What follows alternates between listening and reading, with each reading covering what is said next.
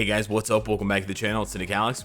And now I know most of you are fully in the swing of things with Black Friday, buying crystals, spending crystals, getting uniforms, upgrading characters, tier 3 transcended, CTPs, etc., cashing up on past content, legendary battles, deluxe packs, etc. But there is an imposter among us. That's right. The dead meme, Amogus, is finally being referenced on this channel. What am I talking about? Dimension Rifts and Timeline Survival.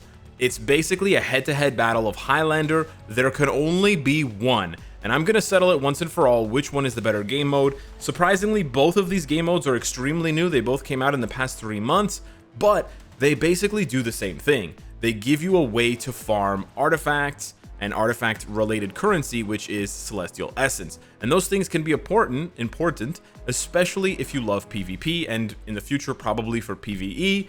But at the current moment, players may be confused. Where should I be spending my energy? Where should I be spending my time? So I'm going to break it down for you. I'm going to explain how these two game modes differ, how they're the same, which one I think is better and actually worth your time, because I do think there is a clear winner, and I will give you tips for playing that game mode because it's the one I think you should be playing. But then I also encourage the devs to really not only scrap the other game mode, but really take some of the best parts of that other game mode and apply it to the one that's staying, because I do think they're both good in different ways, right? If I had to choose between one of them, I know which one I would choose, but it's not a clear winner through and through. There are definitely aspects of the other game mode, which unfortunately may not survive, that I wish were in the superior game mode. So this video is basically going to break down the pros and cons and the similarities and dissimilarities between Timeline Survival and Dimension Rifts. But like I said, these are both game modes that cost energy and will give you Celestial Essence and artifacts, which you can then either equip on characters or you can dismantle for a small gold fee for more Celestial Essence to give you more attempts to get the artifacts that you really want. For those of you that are unsure what artifacts are, you can just take a quick browse by going over to the store, going over to Dimension Chest, Artifact, clicking Advanced Artifact Chest, and then just browsing them. It basically gives characters a second passive or a third or fourth passive, and they can be kind of lame, like Luna Snows, where it gives her extra damage based on her cold resistance. Not fun. Or they can be really OP and fun, like Wolverine, where he becomes immortal for up to 7 seconds, which is so dope and reflects exactly how the character should be. So in a way, I do see artifacts as the way for the devs to really create these very accurate aspects of characters that they weren't able to create the first time around. A lot of people looked at Wolverine, as good as he was, whatever, in 2016 when he came out, 2017, whatever. They're like, he doesn't have a revive. That's weird, because Wolverine revives all the time in the comics. Well, they finally rectified that. So not every artifact is going to bang the way Wolverine's does, but we have 247 more chances to get another Wolverine in terms of artifacts. And I can't wait to see what kinds of artifacts they come up for characters like Dormammu, or Jean Grey, or Doctor Strange. There's some really, really interesting characters with rich power sets that can really be explored better with an extra passive rather than an extra active skill. That's the other thing. The artifact itself doesn't complicate your gameplay. It doesn't give you an extra button to press or whatever. So anywho, been watching The Grinch. Dimension missions, Dimension Rifts, I should say, and Timeline Survival. I get confused because there are Dimension missions and Dimension Rifts. But anyways, Dimension Rifts and Timeline Survival. What is the same? So here's the breakdown here. If you're going to play them at a high level, which most players are looking to do it at a high level, not do it at a very easy level, you're going to require tier 3 or transcended characters. That pretty much is a given for all new content. Even existing content that gets augmented is augmented where, the baseline is pretty much tier 3 and transcended characters. That's really where the expectations start for content. Like I said, both game modes drop Celestial Essence and artifacts. They both cost energy and they both cost time currently. There is no way to clear ticket either of these game modes, which is an important thing to note, because certain game modes you can clear ticket, so they don't take very much time and you can just do them whenever on the fly. These game modes don't have that opportunity, so you have to be paying attention to your phone and actually hear, right? So that's basically what they have in common. That's basically it. Now, what's different about these game modes? Well, for Timeline Survival, it's single player only. There is zero competition between players. You basically choose a bunch of characters and then you get plopped down into this world, and it's just you and the AI. It's you and the map that Marvel Future Fight has created for you, and you just go in and explore it at your leisure. There are different things to do, there are some fights, etc. But this is basically nice. This is basically how it breaks down. This is a very, chill game mode that you really get to determine how fast it goes, and you really get to be in the driver's seat choosing, gear 1, gear 2, gear 3. Very, very straightforward.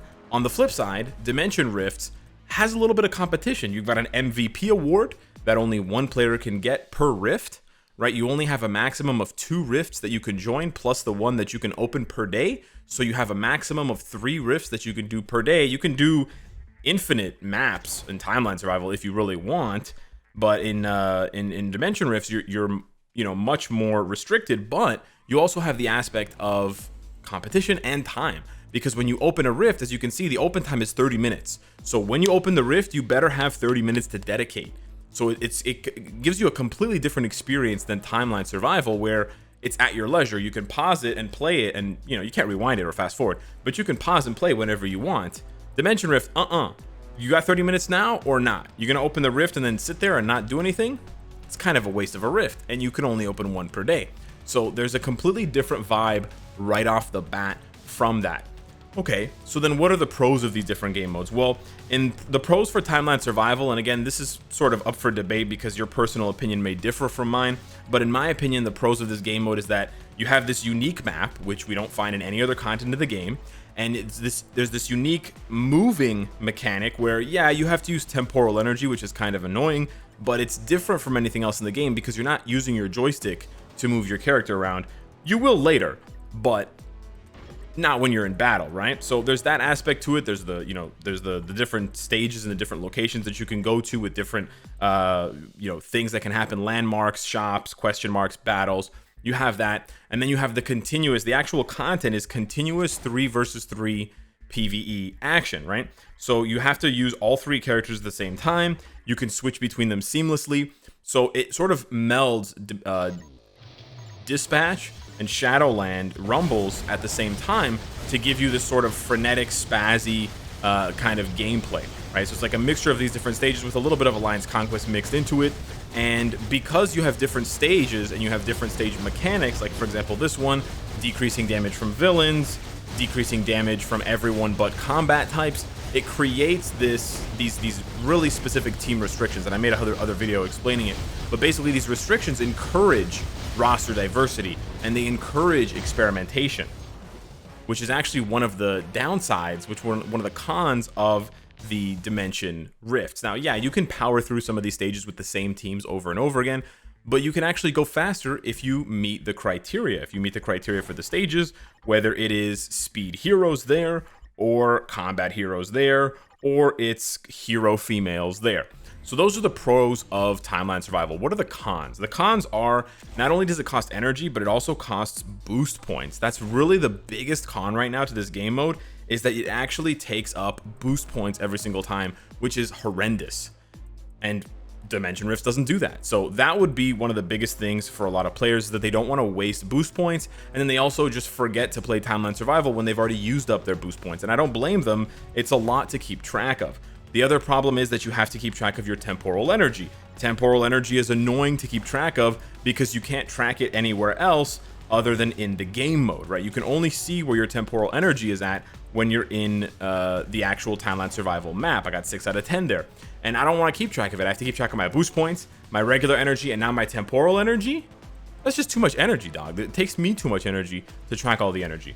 And then the last problem with Timeline Survival is the rewards are pretty bad.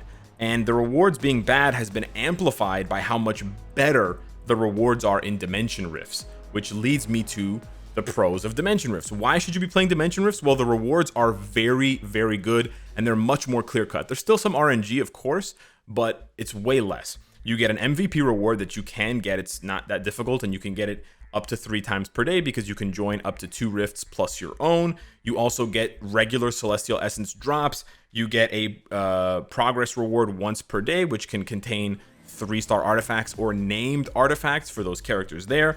And then if you go to the higher tiers, not only will it regularly drop 2- and 3-star artifacts, which are huge value, but then they will also drop named artifacts in the legendary and mythic versions up to 4 stars. There is no single content There's no piece of content, there's no boss, nothing in Timeline Survival that drops the named artifacts. Not to mention, the first time you clear stage 6, difficulty 6, on any difficulty, right? But like on any of the rift types, the first time you clear difficulty 6, you will get a progress reward that will guarantee you a named 3-star artifact. So the rewards in Dimension Rift are just so far and away better than Timeline Survival. That to me is the biggest sell. So right off the bat, I just got to reveal my choice. You should be playing Dimension Rifts.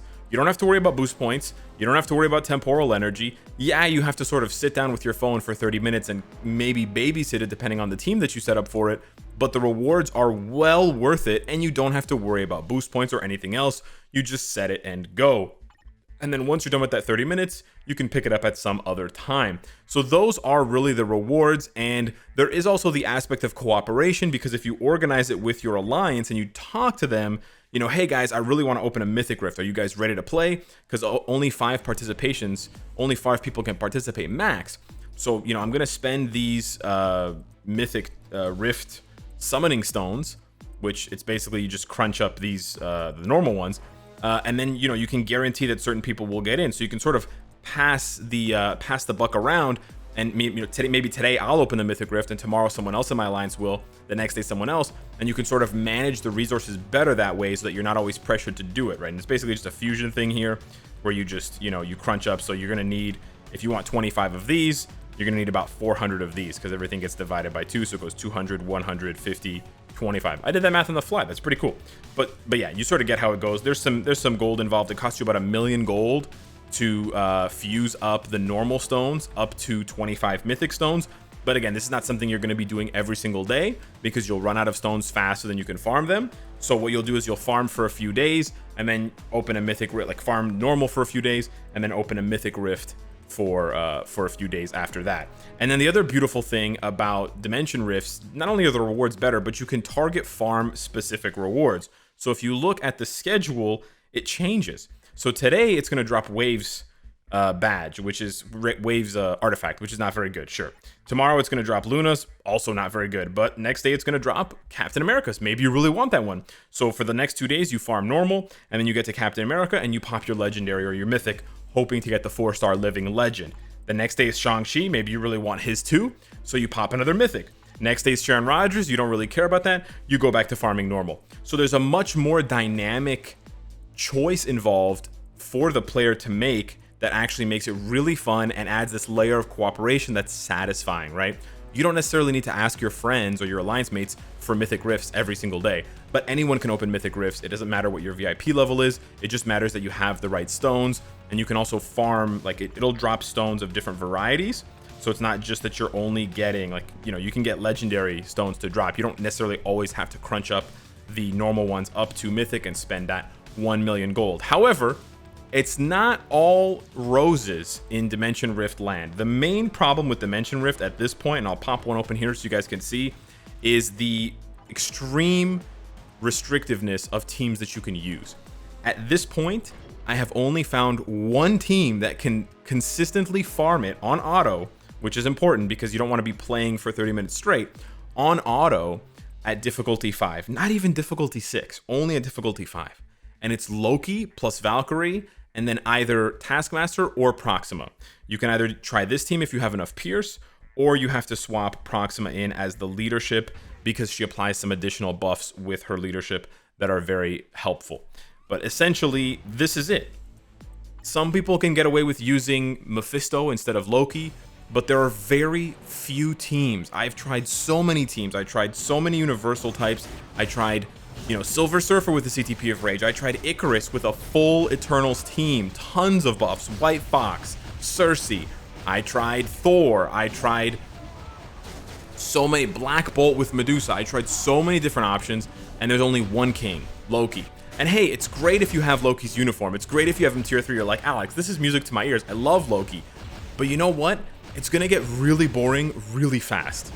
If you're playing Dimension Rift every day to get these Celestial Essence materials and get these artifacts, and that's the hard part, is that the rewards are really good. So I want to play Dimension Rift every day, but I'm really gonna get tired of seeing Loki's face for 30 minutes a day, every single day. Please don't take me back to 2016 Marvel Future Fight. I don't want to go back there. So that's really the biggest con for me about Dimension Rifts right now. There's no new stage mechanics.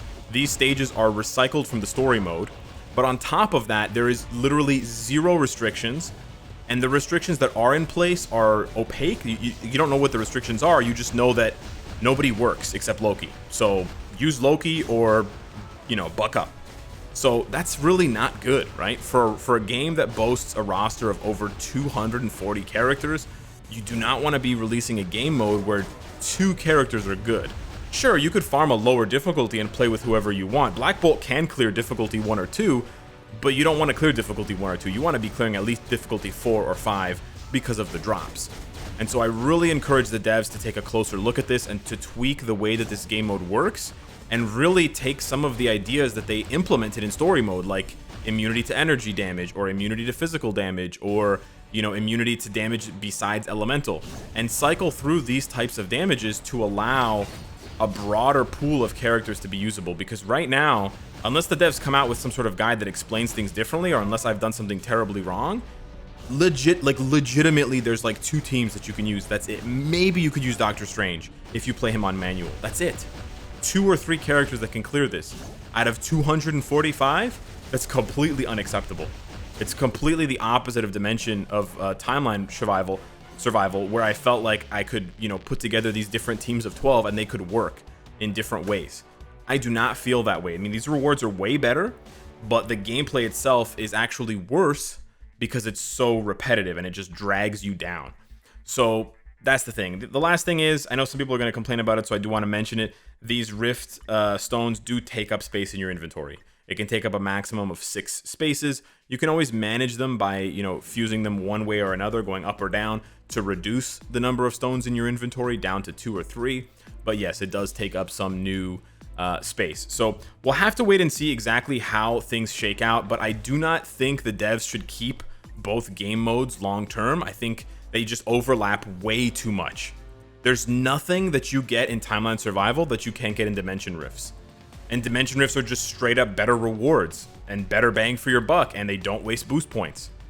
The only downside is you have to put aside 30 minutes to play, or you're going to farm very inefficiently, right? If you're just going to do 1 run per rift, you're going to end up with much fewer rewards in the long run. You can see I've got 4 out of 5 participants, and maybe in a couple of minutes, the agent MVP, it just changed.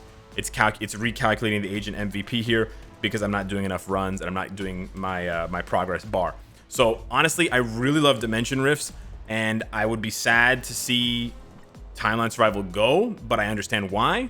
At the same time, I feel like there are really good things that Timeline Survival did that needs to be copied over to Dimension Rift to keep them from getting boring. They did a really good job by creating a schedule and giving us 7 different types of rifts rather than 1 repetitive rift, but that's not good enough because they made it so that only less than a handful of characters, right, can actually do this stuff at a decent level, because you don't want to be clearing difficulty 1 or 2. You want to be going up to the extreme difficulties.